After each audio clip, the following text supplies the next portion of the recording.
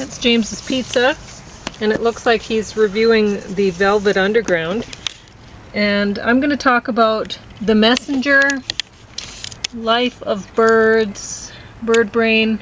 James is going to talk about Journey, Live, and whatever, who cares. And the last, bottom of the stack, Cielo. I was figuring it was Manilla where they were live. Well, I think you might be right. So anyway, this lettuce we were given, and I want it to get some sun, so it looks pretty spiffy right now. It does look beautiful. You, of course, put it in water. You were saying that was about the only type of lettuce you could do that with? It's got roots on it or something. Yeah, that's how they grow this. So you just dump out the water every day. Yep, you dump out the water every day, and you put fresh stuff back in. Yeah. And like I let the water sit first, so the chlorine and stuff gases off, right? Yeah. Whatever they're treating the water with, which... Oh, sometimes there's a lot of chlorine if they've had a lot of rain here.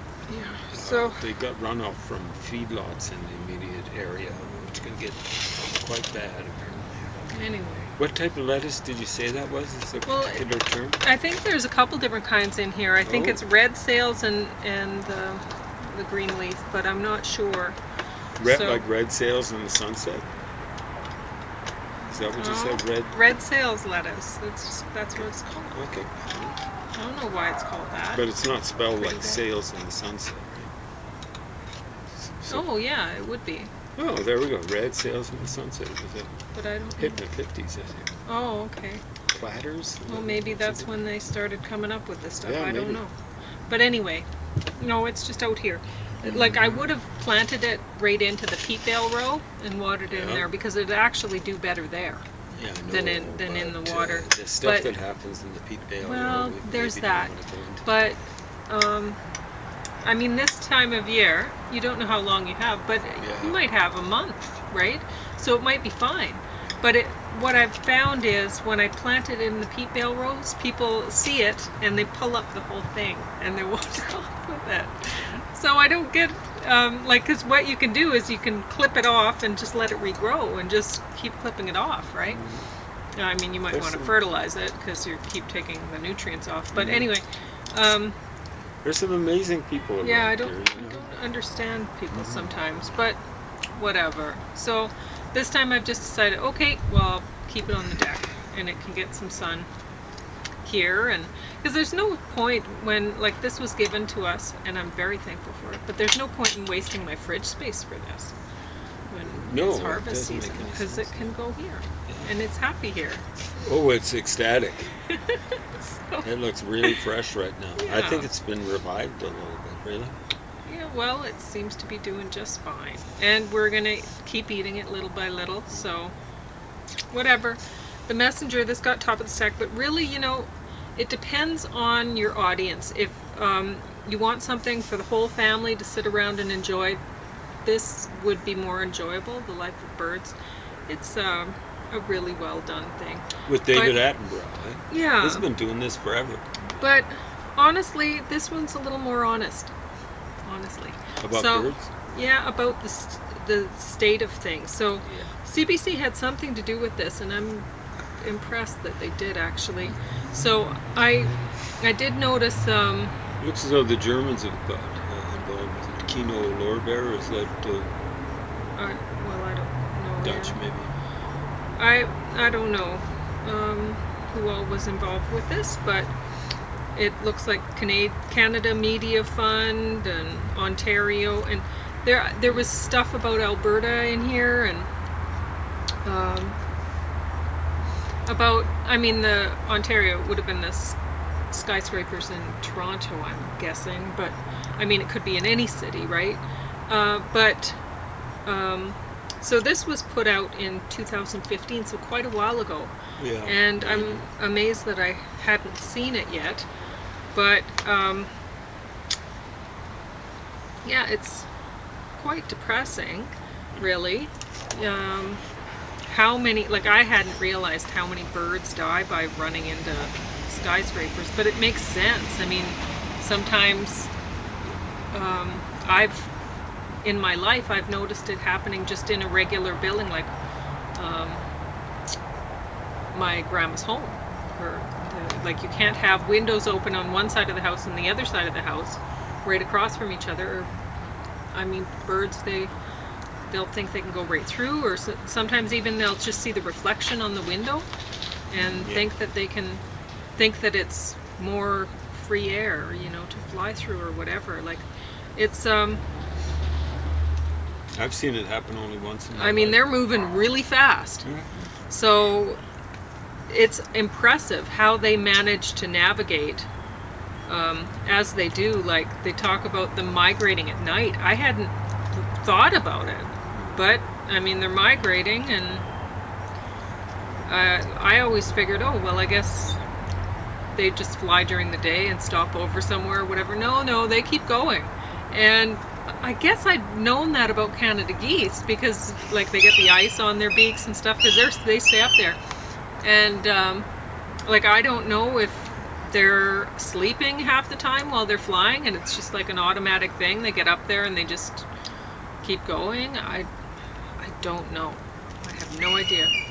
And honestly, I doubt that anybody has really looked into it, but maybe someone has. Because you wouldn't think they could do it, but they were talking about what kind of bird? What was it? Purple martin, I think, that flies from the border, the Canadian-U.S. border, all the way to the Mexican-U.S. border in just 5 days. They're just a little tiny bird, but they're booking it. So, I mean, you can't really expect them not to,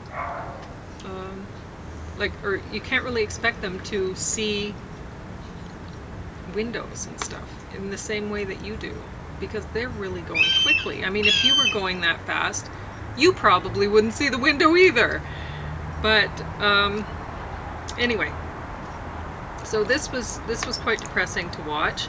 I guess they were talking about, like, this was 2015, it says on the back, and they were saying, like, at this point, since the 1960s, the population of birds has went down by half.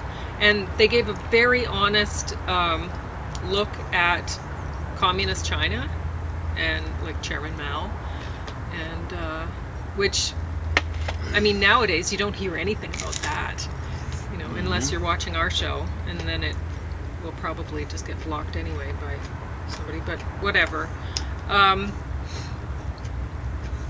And then one thing they did talk about were they talking about his campaign to get rid of flies? No, get rid of birds. The one where, yeah, he was, you know about that. I've talked about that before. Yeah. So, and it shows lots of footage of the people, all smiles about it. Yeah, until they were starving. So, the life of birds, at the end of this, I didn't really like it. This one, it's truly depressing, and honestly, yeah, you watch it and you're like, oh, I don't want to feel this way. And you watch this and you're like, oh, all smiles, and oh, isn't this wonderful, beautiful birds, blah, la, la. Well,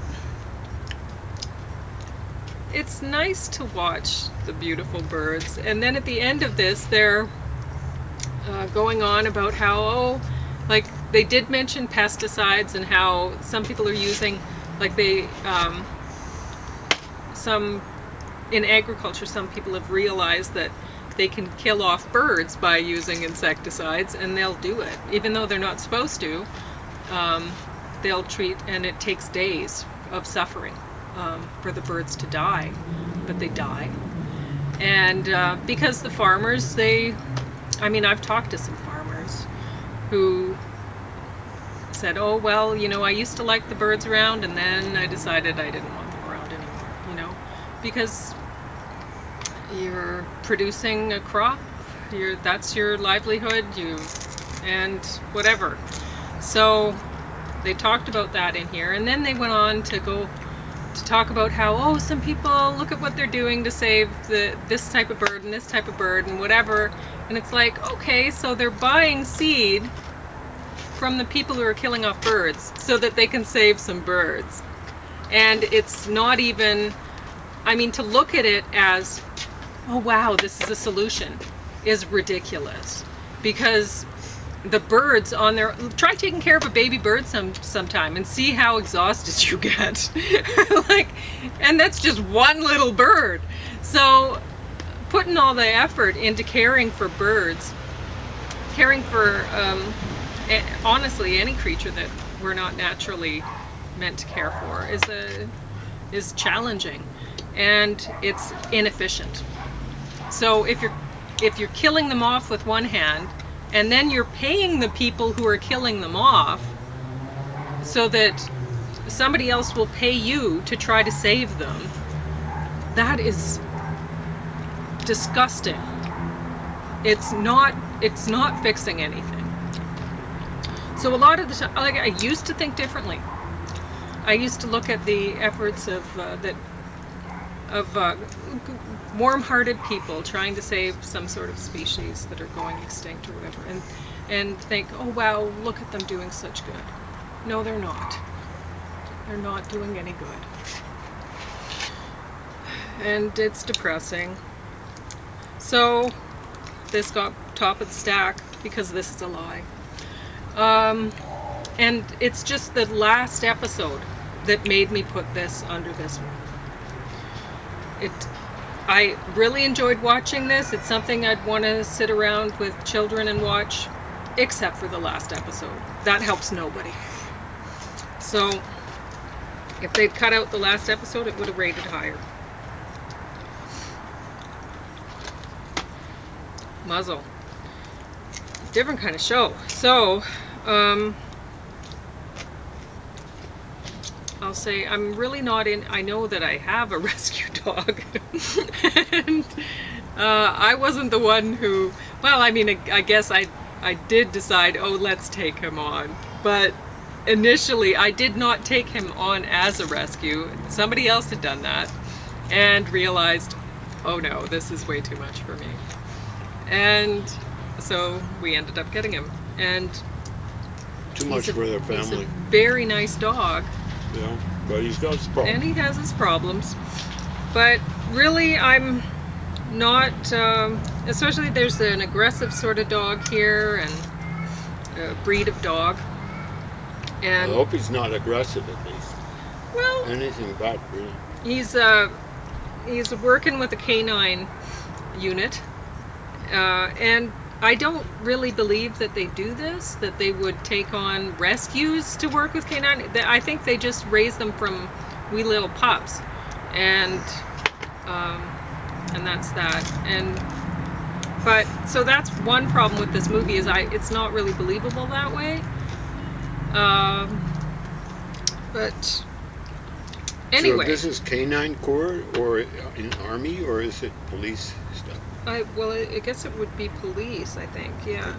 So, but honestly, I was writing poetry, not watching it really closely, so, But, and it's really not a very good movie, but it is a kind of interesting idea for, like, when you think of the, what's that movie again with Keanu Reeves with the dogs and stuff? It's Wick or whatever.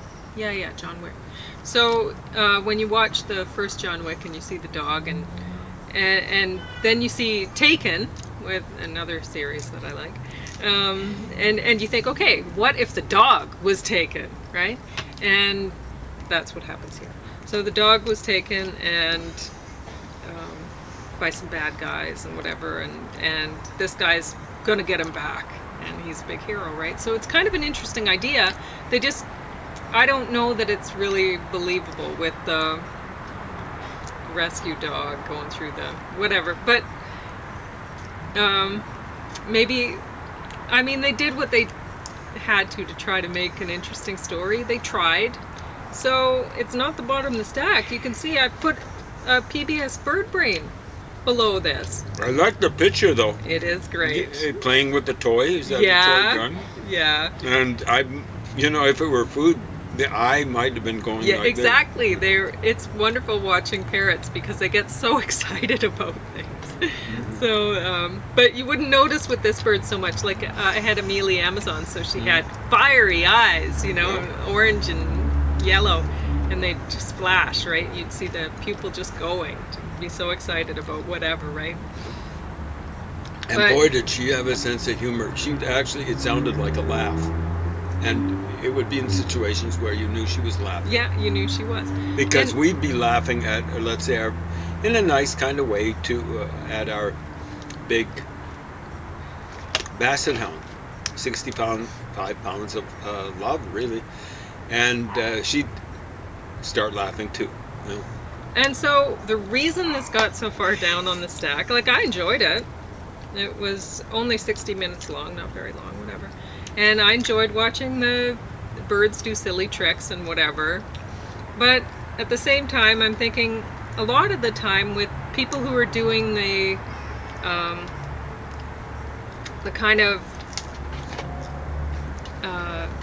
wildlife rescue projects like mentioned in the end of this or whatever, I think, honestly, is it really good for the animal? Is it doing good for the world, or is it really just doing good?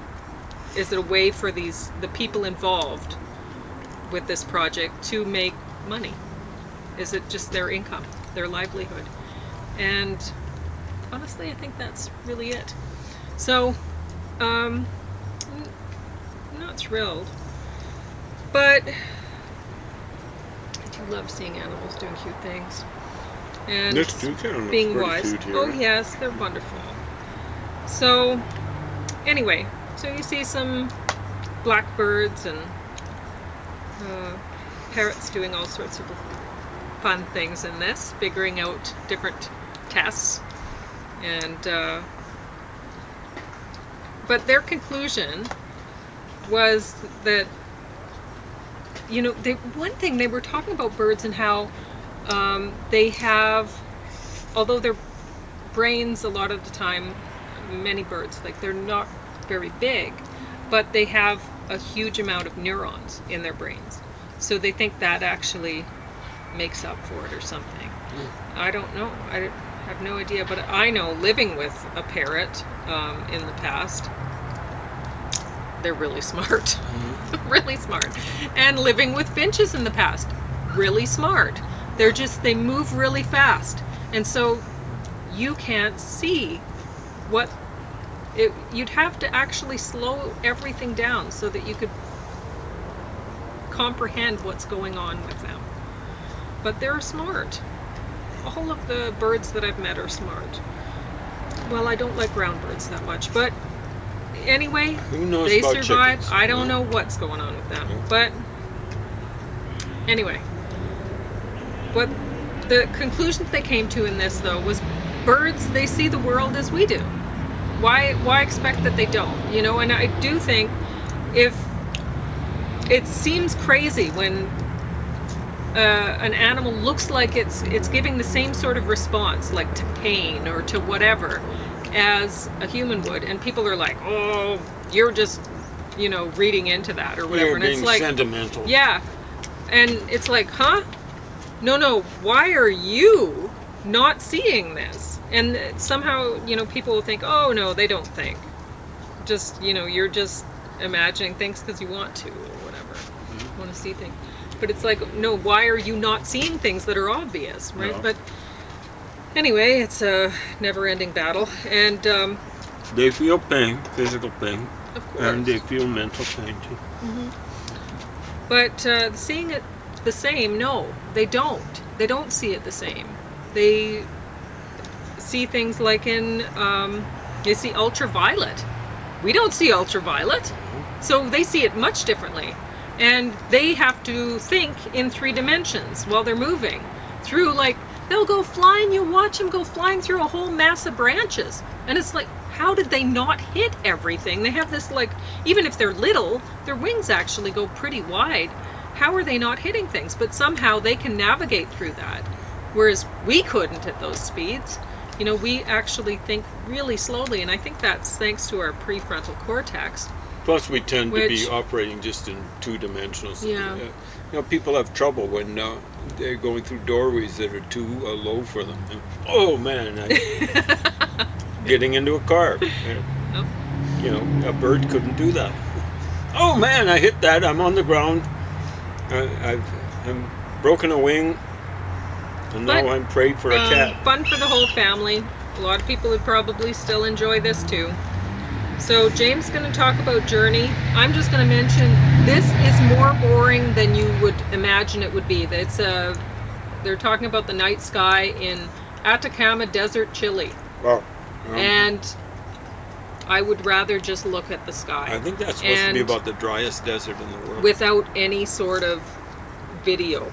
And that would take a couple minutes, whatever, and then maybe move on. Or, you know, I have seen some night sky or other sky,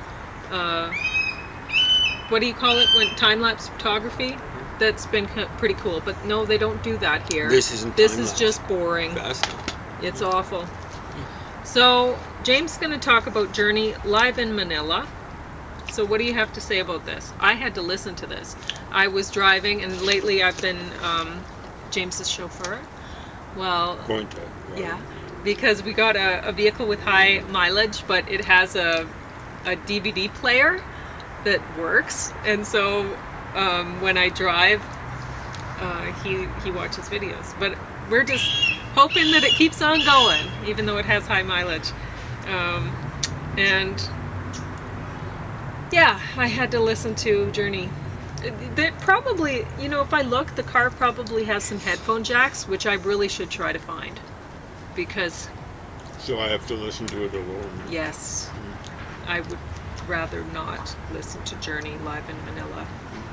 And other things that I have planned for him to listen to. So, what do you have to say about it? I mean, that's my view of it, was I don't like it, but I don't like the music. What do you have to say about it? I can remember when they started hitting. It was around 79, 80 or something like that. And what is that? I never realized that the two most basic founding members were former members of Santana. I think they decided, wow, you know, like, we're going to do vocal music and make some money instead of doing long extended instrumental. Largely instrumental things with Santana. All right. And I kind of almost wish that they just stuck to the instrumental music. They got great chops.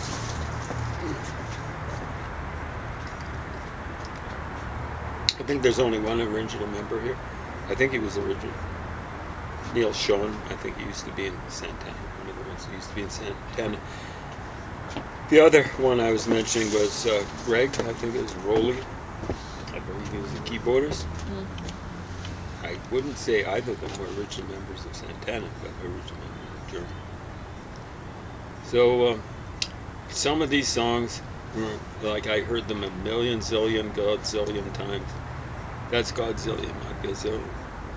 And but so many of them I don't even recognize, even by the titles. I recognize Wheel in the Sun Keeps on Turning, but I can't even remember the rest of the lines. It's got a rhyme, burning or something.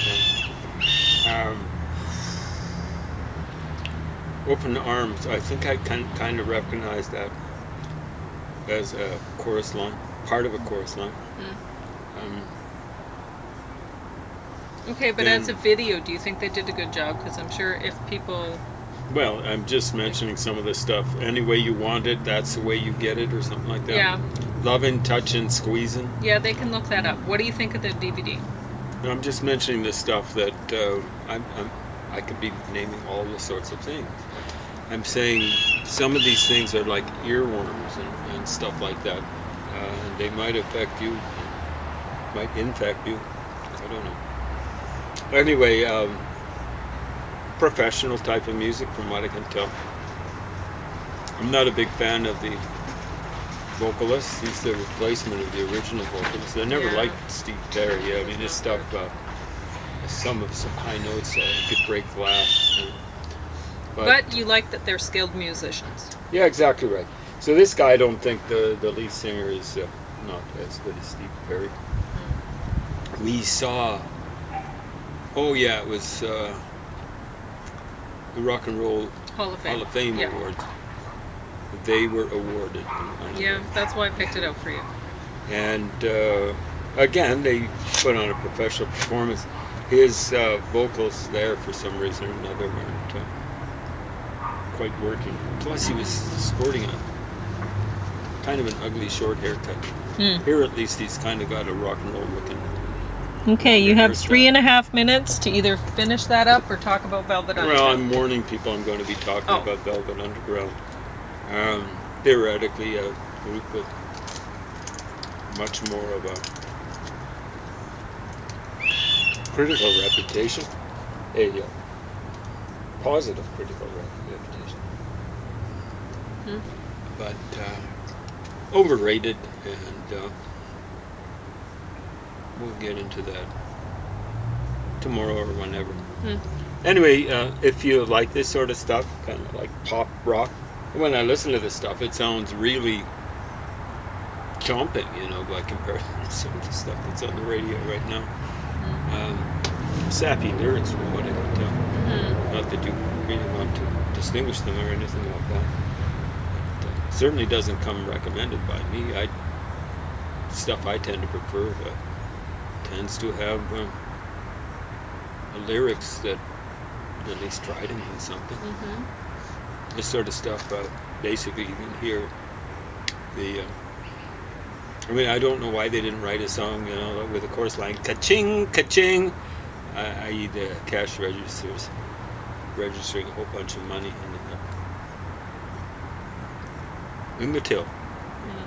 That's about all I got to say about it. So, if you actually care about music that means something, bother.